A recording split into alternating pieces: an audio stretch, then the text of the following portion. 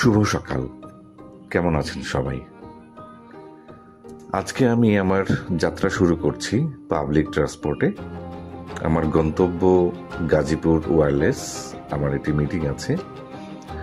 Public ট্রান্সপোর্টে যাত্রাটা শুরু করার আরেকটি কারণ হচ্ছে, ঢাকায় আমরা প্রতিদিন যেভাবে অফিসের কাজে কিংবা প্রাত্যহিক যে কাজগুলো সম্পন্ন করার জন্য ট্রান্সপোর্ট কিংবা পাবলিক বাস, ট্রেন, সিএনজি যে ট্রান্সপোর্টগুলো আমরা ইউজ করছি, সেগুলোতে চড়ে যাওয়ার সময় পারিপার্শ্বিক যে অবস্থাটা সেটা তুলে ধরার চেষ্টা করছি। এবং আজকের ভিডিওটা আমি চেষ্টা করেছি ভিডিও রাখার জন্য, কারণ প্রত্যেকটা ভিডিও আমি দেখেছি যে একটু এডিট করলে ভালোই লাগে, বাট আজকে একটু এডিট কম করার চেষ্টা করেছি। যেতে যেতে দেখলাম যে ইসিবি চত্বরের আগে কালশির মোড়ে কিছুটা আমি ট্রাফিক পেয়েছি। আজকে হয়তো বা কোনো ভিআইপি মুভমেন্ট ছিল কিংবা আছে, এই জন্য বেশ কিছুক্ষণ আমরা ট্রাফিকে ছিলাম। এবং ট্রাফিকটা পার করে ইসিবি চত্বর যাওয়ার আগে থেকেই আমি দেখলাম ট্রাফিকটা বেশ কিছুটা চাপের মুখে ফেলেছে এবং মাঝে পুলিশের কিছু গ্যাদারিংও আমি দেখতে পেয়েছি। হয়তোবা এখানে কোনো রাজনৈতিক ব্যক্তিত্ব কিংবা প্রশাসনিক কোনো ব্যক্তিত্বের আগমন ঘটবে।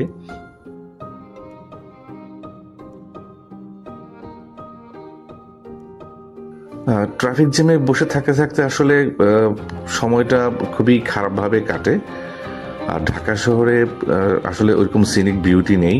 সিনিক বিউটি বলতে আমরা যেটা বুঝি যে ট্রাফিক জ্যাম, আমারও দেখতে দেখতে অভ্যাস হয়ে গেছে। আর এই ইসিবি চত্বরের একটা গল্প বলেছিলাম যে এই রাস্তাটা আসলে 2008-9-10 দিকে ছিল ইটের রাস্তা, এখন অনেক বড় প্রশস্ত রাস্তা হয়ে গেছে এবং অনেক উঁচু উঁচু বিল্ডিং হয়েছে, কমার্শিয়াল বিল্ডিং।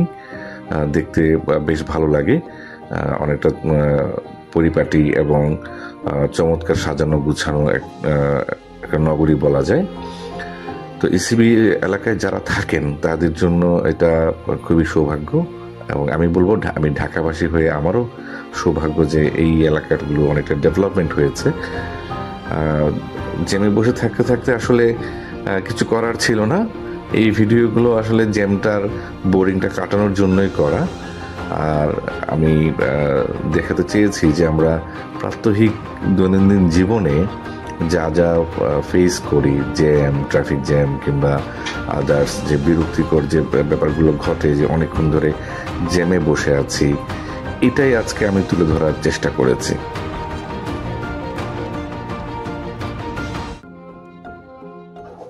যখন ইসিবি চত্বর ক্রস করছি, ইসিবি চত্বরে একটি ভেকু আছে যেটা বাংলাদেশ আর্মির ইঞ্জিনিয়ারিং কোরের চিহ্ন।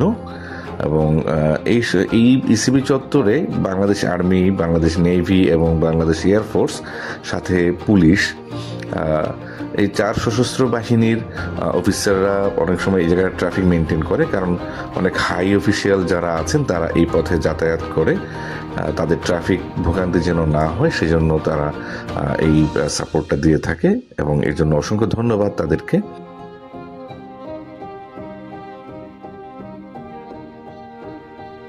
ইসিবি চত্বর ফেলে আমরা যখন কুর্মিটোলা আর্মি হাসপাতালের আগে, সবাই খেয়াল করে দেখবেন যে রাস্তার পাশে রেডিসনের আগে একটা আন্ডারপাস আছে যেটা আর্মিদের দ্বারা তৈরি করা হয়েছে। এটার যে সিনিক বিউটিটা, এটাও খুবই সুন্দর এবং মনোরম, কিন্তু যারা নিয়মিত এই পথে যাতায়াত করেন তারা খুব ভালোভাবেই জানেন এই জায়গাটা দেখতে কত সুন্দর। অনেকটা সবুজ এবং মাঝখানে রাস্তার মাঝে যে ডিভাইডার আছে, এয়ারপোর্ট অবধি ডিভাইডারের মাঝে খুব সুন্দর করে বিভিন্ন ধরনের গাছ রোপণ করা আছে। সাথে রাস্তার 2 ধারে অনেক সুন্দর সুন্দর গাছের চারা রোপণ করা হয়েছে। এই গাছগুলো সিটি কর্পোরেশন থেকে নিয়মিত পরিচর্যা করা হয়, যার কারণে এগুলো দেখতে ভালোই লাগে। আর মাঝে আমার যতটুকু ভুল না হয়, আমি গত 5-6 বছর আগে দেখেছি যে রাস্তার মাঝে যে এলইডি লাইটগুলো জ্বলতো ওই রাতের বেলা, ওই এলইডি লাইটগুলো দেখতে আসলে খুবই সুন্দর ছিল। আমি অনেকটা রিস্ক নিয়ে ভিডিও করছি, কারণ আমি জানালার পাশে বসেছিলাম পাবলিক ট্রান্সপোর্টে। ভিডিও করার সময় আমার একটা রিস্ক থেকেই যায় যে ছিনতাইকারী হয়তো বা যে কোনো সময় আমার মোবাইলটা ছিনতাই করতেই পারে। তো যারা আমার দর্শক আছেন কিংবা যারা পাবলিক ট্রান্সপোর্টে বসে জানালার পাশে বসে ভিডিও করেন, তাদের জন্য আমি বলবো সবাই সতর্ক থাকবেন। আমি উত্তরা পার হয়ে টঙ্গীর উপর দিয়ে যে ফ্লাইওভারটা আছে, যেটা সরাসরি টঙ্গী কিংবা গাজীপুর গিয়ে মিশেছে, সেই ফ্লাইওভারে উঠে গেছি এবং উঠার পরেই ভিডিওটা করছিলাম, কারণ উত্তরাতে আসলে ভিডিও করাটা খুবই টাফ। যেতে যেতে দেখবেন বেশ কিছু যাত্রী কিংবা মানুষ রাস্তার মাঝখান দিয়ে পারাপার হচ্ছে। এটা কেউ কখনোই করবেন না। এটা আমি আপনাদেরকে সবাই রিকোয়েস্ট করব, সবাইকে অনুরোধ করব যে রাস্তার মাঝখান দিয়ে পরিবার সহ কিংবা একা চলন্ত গাড়ির সামনে দিয়ে রাস্তা পার না হওয়ার জন্য। কারণ বাংলাদেশ সরকার প্রতিটা রাস্তার নিচে আন্ডারপাস করে দিয়েছেন কিংবা ওভারব্রিজ করে দিয়েছেন। আপনারা অবশ্যই সেফটি রিজন ওভারপাস ব্যবহার করবেন। তো যাচ্ছি আমি গাজীপুর। গাজীপুরের জ্যামটা এখনো পর্যন্ত আমার সামনে আসেনি। যাচ্ছিলাম হচ্ছে ফ্লাইওভার দিয়ে। ফ্লাইওভারে একটু জ্যাম কম থাকে, গাড়ি খুবই দ্রুতভাবে চলে। ভালোই লাগছিল, কারণ পরিবেশটা কিংবা ধুলোবালিটা একটু কম মনে হচ্ছিল। শীতের যে আমেজ সেটাও মোটামুটি টের পাচ্ছিলাম, যদিও এখনও ঢাকায় ওইরকম শীত শুরু হয়নি। টঙ্গী ফ্লাইওভার থেকে নেমে আমি গাজীপুর চৌরাস্তা পৌঁছানোর আগ পর্যন্ত আমি যেহেতু একপাশে বসেছিলাম, আমার পক্ষে ওই একপাশে ভিডিও করাটা সম্ভব হয়েছিল। এবং টঙ্গী থেকে গাজীপুর যাওয়ার সময় আমি যে পাশটায় বসেছি ওই পাশটায় বেশ কিছু গার্মেন্টস আমি দেখতে পেয়েছি, যেখানে অনেক মানুষ কাজ করে। যারা গার্মেন্টসে কাজ করে আমরা সবাই জানি যে তারা বাংলাদেশ ইকোনমিতে অনেকটাই হেল্প করে। আমার গন্তব্যস্থল ছিল আজকে গাজীপুর জিএমপি পুলিশ কমিশনারের কার্যালয়ে একটা মিটিং আছে আমার। সেই মিটিংটা করার জন্য আমি নির্দিষ্ট গন্তব্যে পৌঁছে যাই, গাজীপুর ওয়্যারলেস মোড়।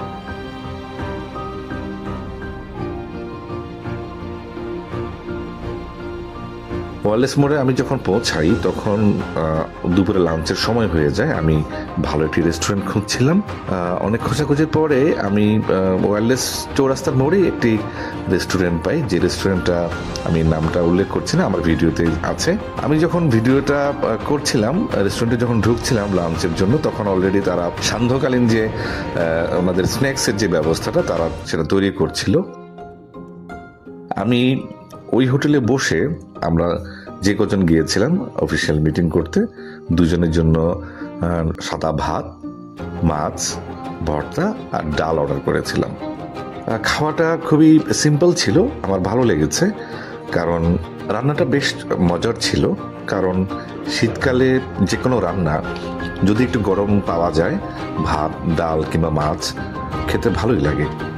আমারও ভালো লেগেছে, যদিও অত আহামরি কিংবা নাম করা হোটেল নয়, কিন্তু শীতকালীন যে ফ্লেভারটা, ওই ফ্লেভারের জন্য আমার খেতে ভালো লেগেছে।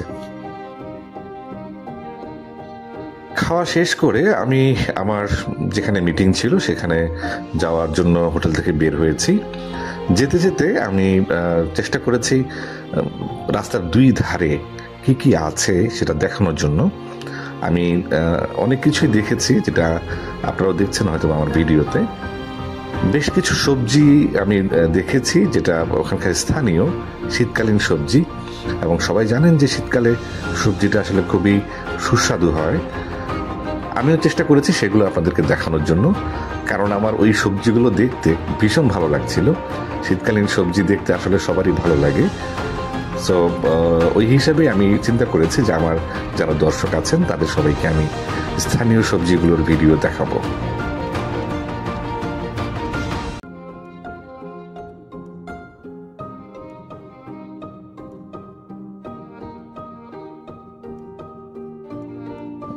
মিটিং শেষ করে আমি আবারও সেই ফিরতি পথে বের হয়েছি। ফিরতি পথে আমি আবার ভিডিও করার চেষ্টা করেছিলাম। এখানে বেশ কিছু মাছ দেখতে পেয়েছি, যেটা দোকানদার বলছিল যে এগুলো লোকাল মাছ, আর দেখে মনে হয়নি। আর সন্ধ্যার সময় মানুষের জীবনযাপন যে কতটা বাস্তবিক সেটা খুব ভালোভাবেই আমি টের পেয়েছি এবং আমি আমার দর্শকদের দেখানোর চেষ্টা করেছি প্রতিদিন মানুষ কি পরিমাণ যুদ্ধ করে পরিবারকে নিয়ে, সংসারকে নিয়ে, নিজেকে নিয়ে। কেউ চাকরি করছে, কেউ ব্যবসা করছে। আমার এই ভিডিওতে আমি যেহেতু প্রথমে বলেছি আমি ভিডিও দেওয়ার চেষ্টা করেছি। আমি যখন বাড়ি ফিরছিলাম, বাড়ি ফেরার পথে আমি রাস্তার দুই ধারে দেখেছি মানুষ কি পরিমাণ সংগ্রাম করছে। সকাল সন্ধ্যা চাকরি করছে, চাকরি করে বাড়ি ফিরছে। বাড়ি ফেরার পথে সন্তানের জন্য, সংসারের জন্য, পুরুষ কিংবা মহিলা সবাই বাজার করছে।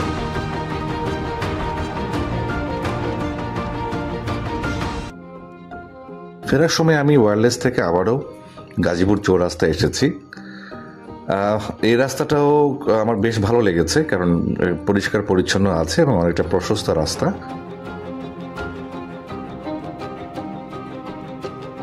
আমি ফেরার জন্য সেই আবারও পাবলিক ট্রান্সপোর্টের সাহায্য নিয়েছি। এখানে একটা বিষয় লক্ষ্য করবেন, যারা পাবলিক ট্রান্সপোর্টে উঠেন, এবং আমিও চেষ্টা করেছি ভিডিওটা করার জন্য। পাবলিক ট্রান্সপোর্টে তারা নিজেরাই একজন আরেকজনের সাথে একটা রেস গেম খেলে। যখন কোনো স্পট থেকে কাউকে পিক করবে কিংবা কোনো যাত্রী তুলবে, আপনারা অবশ্যই খুব সাবধানে উঠবেন, কারণ দুটো বাসের মধ্যে কিংবা দুটো পাবলিক ট্রান্সপোর্টের মধ্যে তারা সংঘর্ষ লাগিয়ে দেয়। এটা আসলে কোনোভাবেই কাম্য নয় এবং আমরাও চাই না এই ধরনের কোনো ঘটনা ঘটুক এবং এই ধরনের ঘটনার জন্য কেউ মর্মান্তিকভাবে আহত হোক। আমি পাবলিক ট্রান্সপোর্টে বসে রাস্তার ভিডিও করার চেষ্টা করেছি। ভিডিও করার সময় আমার চোখে পড়েছে এবং সেটাও আমি আমার দর্শকদের দেখানোর চেষ্টা করছি এই ভিডিওতে, যে মানুষ সকাল সন্ধ্যা যে পরিশ্রমটা করছে, পরিশ্রমটা করার পর যখন বাড়ি ফিরছে, নিত্যদিনের যে প্রয়োজনীয় দ্রব্যাদি এগুলো কিনতে হয়, বাজার সদাই করতে হয়, এটা যে কি পরিমাণ বাস্তবিক, কি পরিমাণ অনুভূতির ব্যাপার, কি পরিমাণ দায়িত্বশীলতার ব্যাপার, এটা আমরা যারা চাকরিজীবী আছি তারা সবাই বুঝি। এখন একটা মজার ব্যাপার আছে, আমি যখন পাবলিক ট্রান্সপোর্টে যাচ্ছি, আকাশে পূর্ণিমার চাঁদ, এটা এই মাসের শেষ পূর্ণিমা। আসলে ঢাকা শহরে বসে পূর্ণিমার চাঁদ দেখাটা অমাবস্যার চাঁদের মতোই হয়, কারণ এতটা ঘিঞ্জি এবং বিল্ডিংয়ের কারণে পূর্ণিমার চাঁদ উপভোগ করা যায় না। আমি পাবলিক ট্রান্সপোর্টে বসে পূর্ণিমার চাঁদ উপভোগ করেছি। এটা আমার জন্য বিশাল সৌভাগ্যের ব্যাপার। আমিও আপনাদের দেখানোর চেষ্টা করেছি। পূর্ণিমার চাঁদ আমি যে ডিভাইস দিয়ে ভিডিও করছি, এই ডিভাইসে কতটুকু ক্লিয়ার আপনারা দেখতে পেয়েছেন কিংবা দেখতে পাচ্ছেন আমি জানি না। আপনাদের অনুভূতিটা আমাকে অবশ্যই কমেন্টসে লিখে জানাবেন। আর আমার দেখতে ভালো লাগছিল এবং আমার ভালো লাগাটা আমি চেষ্টা করেছি আমার ডিভাইস দিয়ে আপনাদের সাথে শেয়ার করার জন্য।